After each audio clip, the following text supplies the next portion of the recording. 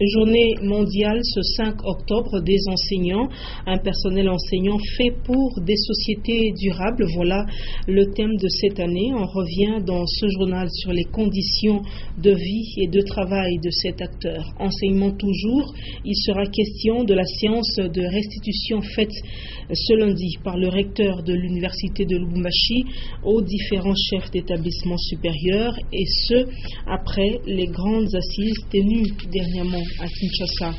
Mesdames et messieurs, bonsoir. Merci de nous avoir choisis pour vous informer sur Nyota Télévision. Je l'ai dit tout à l'heure, chaque 5 octobre de l'année est célébrée la journée mondiale de l'enseignant. Pour cette année 2015, le thème retenu est un personnel enseignant fait pour des sociétés durables. Mais à ce jour, les conditions de vie de ces personnes œuvrant dans le secteur de l'enseignement sont en général difficiles et précaires. Karine Kabongo, Ben Kaïmbe et Félicien Kassongo nous en parlent. Enseignants non budgétisés. Cette situation précaire influence directement la qualité de l'enseignement dans le secteur public, alors que les écoles privées font des efforts pour s'améliorer. Les écoles privées agréées sont des écoles de qualité dans le sens que les enseignants sont très bien rémunérés. Dans nos écoles publiques, il faut attendre, n'est-ce pas, l'argent qui vient de l'État. Et cet argent n'est pas assez considérable. C'est pourquoi les enseignants qui sont dans l'État ne se donnent pas pour enseigner. Pourquoi? Parce qu'ils ne sont pas supermotivés. Dans nos écoles privées, les enseignants sont bien payés, bien rémunérés. Devenir enseignant, c'est un appel, une vocation qui exige néanmoins des séances de remise à niveau régulières. Outre la situation sociale difficile du personnel enseignant congolais, l'on peut également déplorer l'accès limité à la retraite. Bon nombre d'entre eux continuent à exercer ce métier d'enseignant malgré leur âge avancé. Ainsi, la Journée mondiale des enseignants a pour objectif d'honorer ces personnes qui, toute leur vie durant, s'adonnent à l'instruction de l'être humain. Et dès ce 15 octobre 2015, la rentrée académique 2015-2016 sera effective sur toute l'étendue de la République démocratique du Congo. Ceci est l'une des retombées des assises de Kinshasa qui ont accouché d'un recueil d'instruction de l'enseignement supérieur et universitaire. Ce recueil, numéro 017, retrace les grandes lignes sur la politique de gestion de l'année académique 2015-2016, le caractère obligatoire des examens semestriels.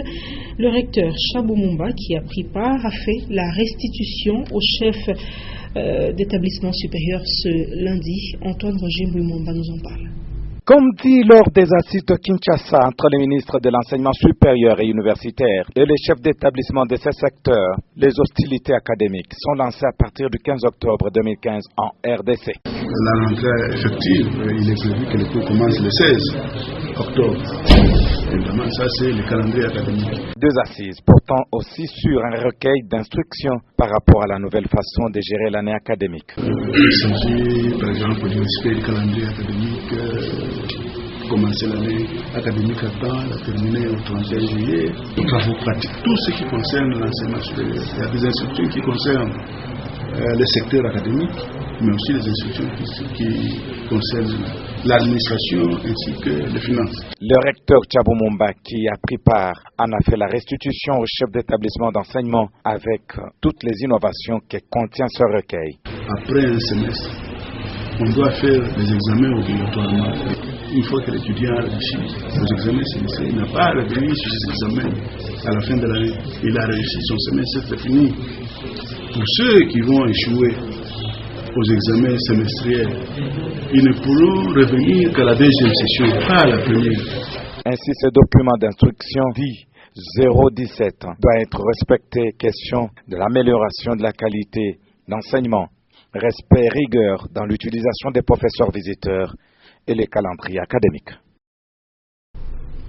Et l'entreprise d'exploitation minière TFM a lancé la campagne Tous les enfants à l'école dans différents villages environnant cette entreprise, une activité qui rentre dans le cadre du développement communautaire.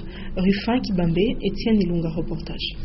Inscrire le plus grand nombre d'enfants dans les écoles construites et équipées par le Fonds social communautaire de TFM dans différents villages de la concession est le but de cette campagne de sensibilisation. Plusieurs villages sont visés par cette campagne, c'est notamment le village Kuvumbi, Bouyobia, Chilongo, pour ne citer que ceci. Les parents ont été sensibilisés sur l'importance des études des enfants.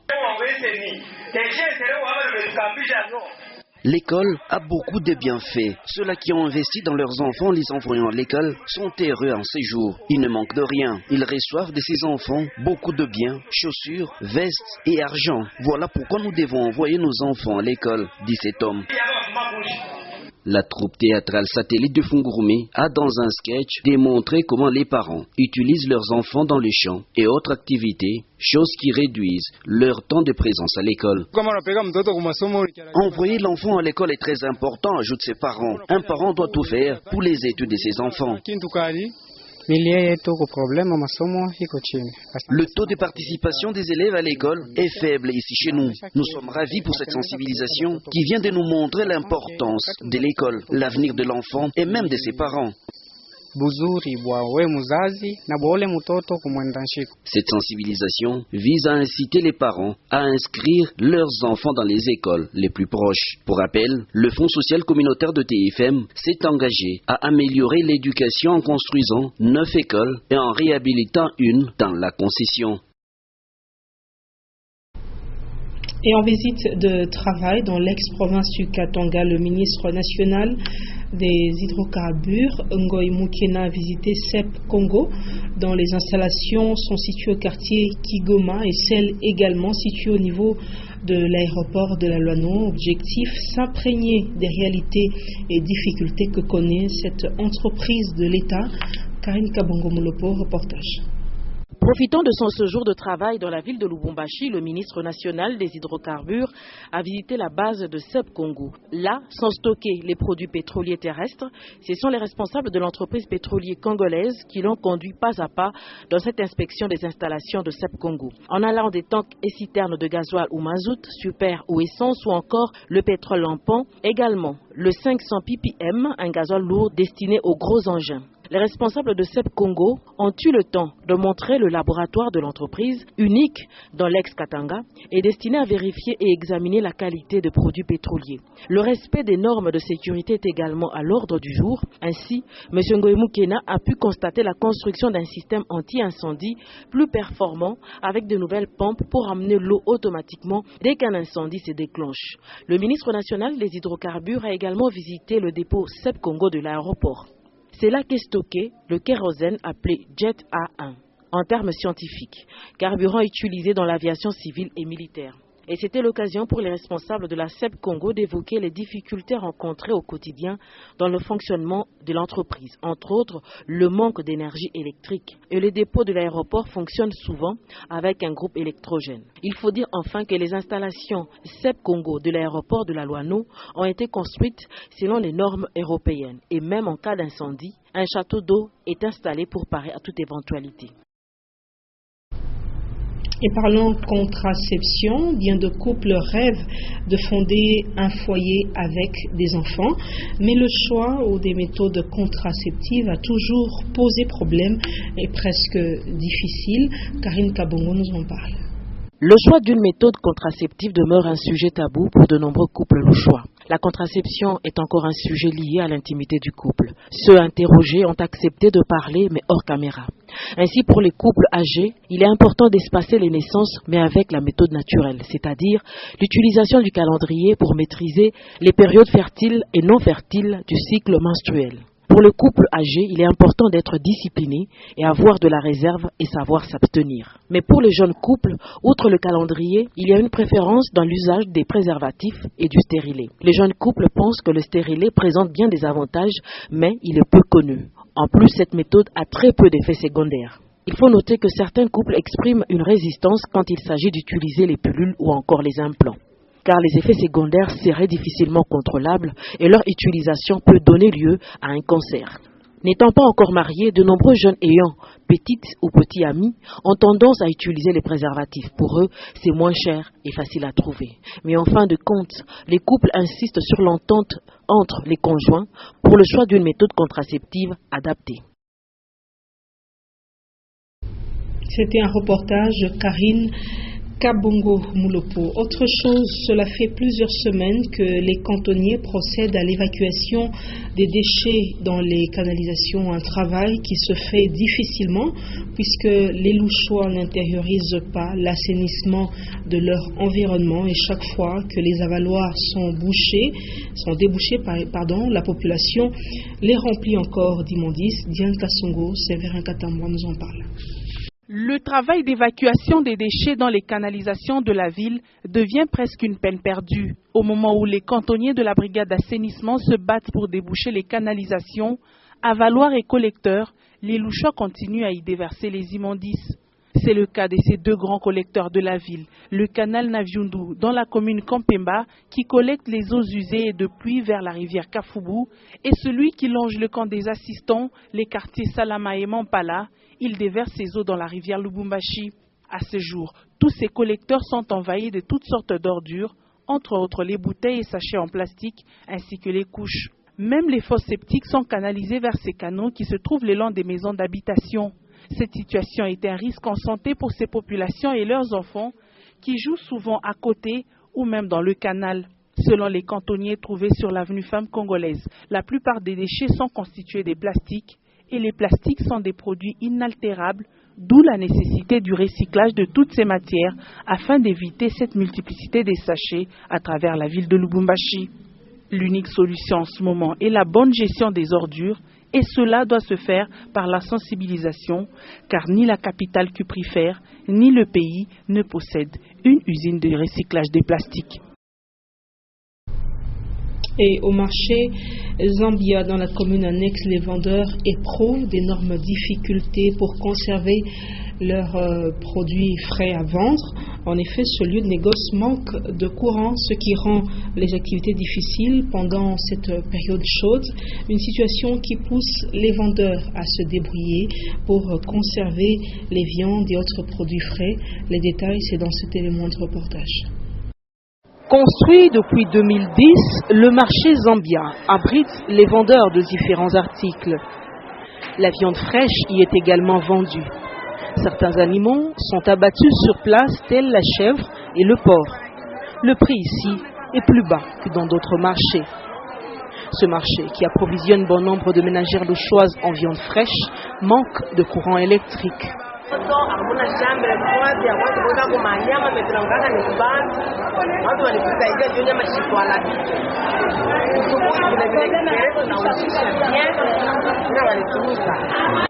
Un problème de conservation des vivres frais se pose, surtout en cette période chaude.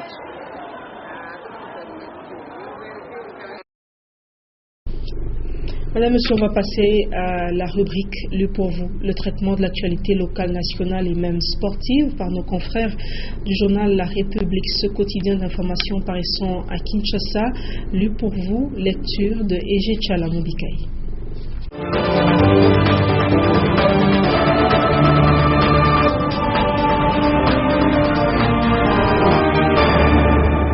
Ce 837e numéro du journal La République titre à la une: révélation de Kyungwa Komanza du G7, présidentielle 2016, Moïse Katumbi candidat. Katanga, manif contre manif, ça chauffe au Katanga. Et en sport, Ligue des champions de la CAF, TP Mazembe qualifié pour la finale. En page 2 du journal, le confrère titre: la SNEL appelée à revoir sa facturation à la baisse. Pour le grand désarroi de ses abonnés de la ville de Kinshasa, la SNEL n'est plus que l'ombre d'elle-même. Un canard boiteux qui s'étient difficilement des béquilles. Cette entreprise de l'État aurait quitté le régime du délestage ou allègement des charges et est tombée dans l'abandon pur et simple de l'approvisionnement de ses abonnés en énergie électrique.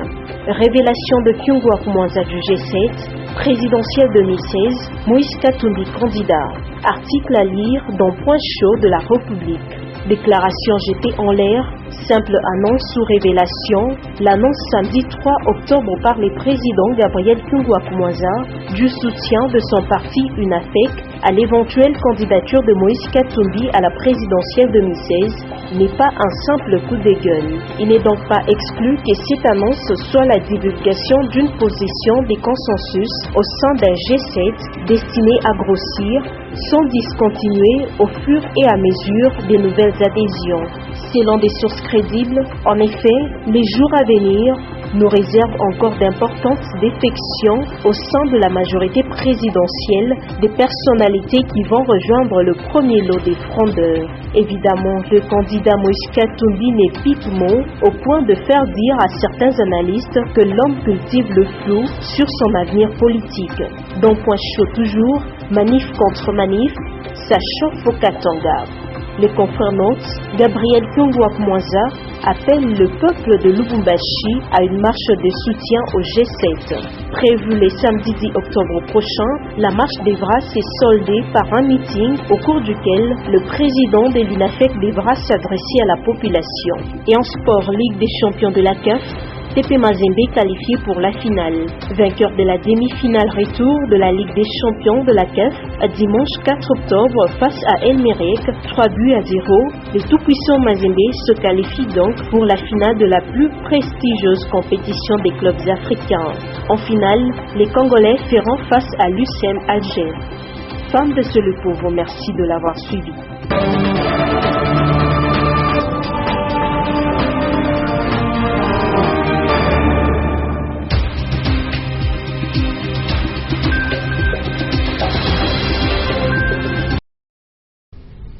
Fin de lu pour vous, fin également de cette édition du journal.